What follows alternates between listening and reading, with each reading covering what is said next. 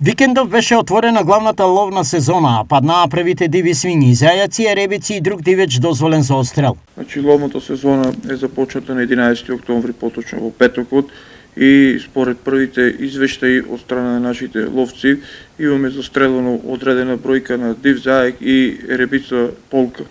Ловното друштво Ловец со Штип на регистрираните ловџии дозволи за лов издава секој викенд. Врска со ловните денови, ловот ќе се обавува секој викенд, поточно недела и државни празници, и согласно законот за ловство, дневните дозволи исто така се издаваат секој викенд, односно секој петок во утринските и попладневите часови. Правото на лов годинава ќе трае до 14 декември. Ловната сезона ќе трае заклучно до 15 декември.